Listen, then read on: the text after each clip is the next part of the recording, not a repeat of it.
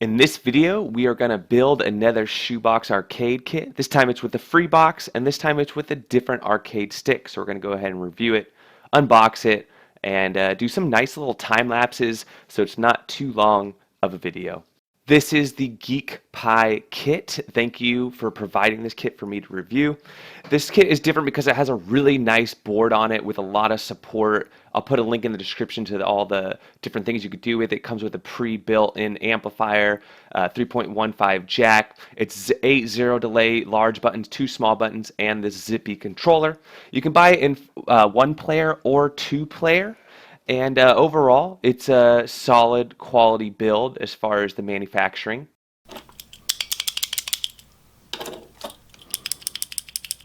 It also comes with the connectors for the 0 delay buttons as well. Now I'm going to start preparing the box. I used a free USPS Priority Mail shoebox.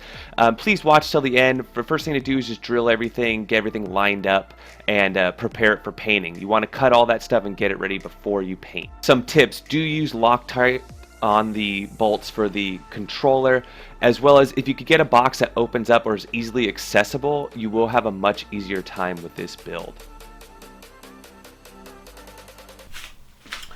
All right, we have officially painted our box, and I know a lot of you saying are like, what the hell is this? This is ugly. Well, let's just see how it turns out.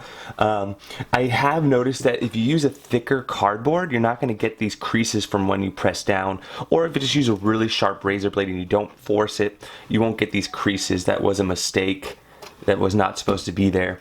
And then once this is all put together and we have the flaps down, I think it'll look a lot better. Box is painted, but you want to make sure you test the kit, know which wires go where. As I mentioned, there's links in the description that are going to help you know which ones go where, which buttons connect to which piece on the board.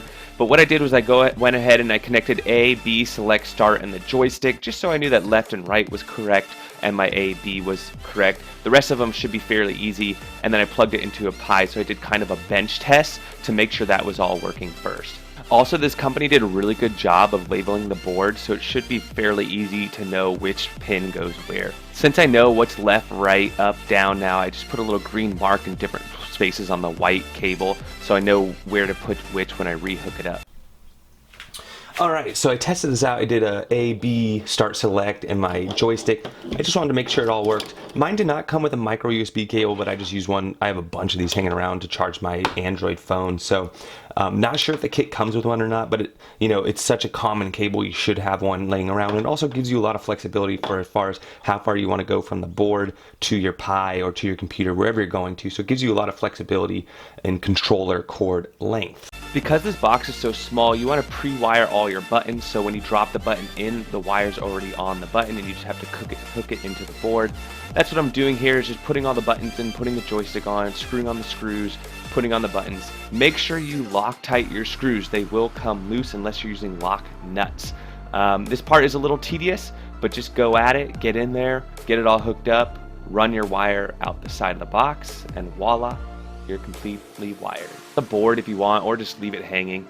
Now at this step, I glued my flaps shut. Depending on what kind of box you have, I definitely think glue works better than tape. If you're going to use tape, it might look kind of weird, but you can always paint over the tape as well. You got a couple of options here, but as you see, I'm just about done. I'm just shutting it all now. The other thing to think about is if you do need to access it, maybe you got to tighten a screw or switch something out. It is nice to have some sort of opening or some way to reopen it, but you don't have to do that either. It's up to you. So here it is in the final form. Figure input, yes. So 2 gamepads detected. It detects the F710 that I'm on right now, but it should detect this one right now. So let's go ahead and hold that. Geek Pie. And as I mentioned, this is their own encoder. It does seem to auto detect, which is great. It is 0 delay. So here we go. We got up, down, left, right. Start, select. And we got A, B, X, Y. And then we just got to skip these by holding down the button. Oh, my dog's angry. She does not like that dog walking down the street.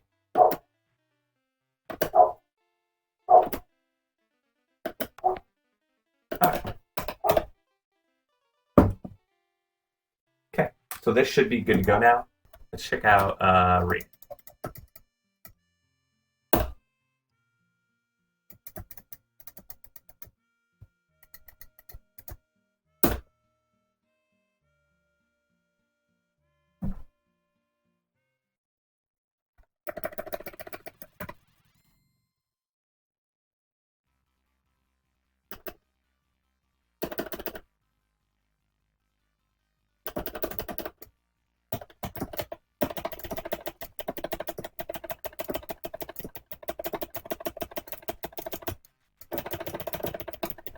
a lot of button mashing in this game, so it's a good test.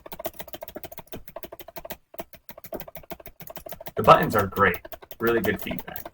The Zippy controller is fine for this game. I'm sorry, yeah, Zippy. Now, the Zippy controller is a little cheaper than the Sanwa, but, you know, as long as you don't need ultimate precision, you know, this is plenty good. And like I mentioned, it's on a budget, so definitely good for the wallet as well.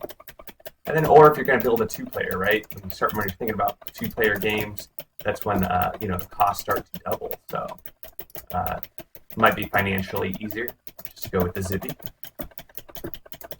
Oh, okay. So Raiden works.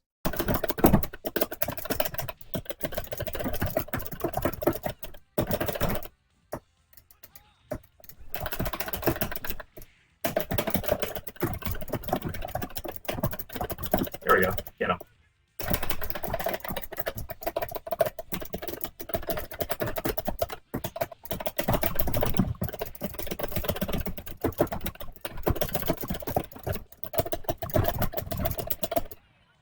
Yes!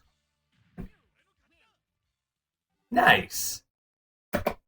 Alright, so there you have it. I was not planning to make this look like Zelda, but it ended up looking like a Zelda controller. Pretty cool. Typically there's like a little O-ring here. Can't find mine, but it looks cool without it as well. You know, to be completely honest, you know, as I mentioned in the thing, you know, Zippy is a little cheaper of the joystick. You can definitely go Sanwa on here. The buttons themselves are great, zero delay. Love the feel of them. It comes in red buttons, or you can go with all black knob, black buttons. You can kind of hear like the empty box, like it kind of doubles up as a whatever kind of drum. But as far as the gameplay, playing arcade games, playing fighters, playing the type of games that you want a joystick for, like Pac-Man, things like that, it definitely does the trick. And I think really the selling point here is they have their own board. It auto-detects in RetroPie. I'm sure it works for computer and other applications as well. And it has an audio jack and built-in amplifier. So you're getting a lot for this kit. There you go, another inexpensive joystick build. Check them out. This box was free. You can get it at your local post office. And as you saw the build, it turned out pretty good. So let me know what you think. Like this video, subscribe if you haven't already, and we'll see you guys on the next one.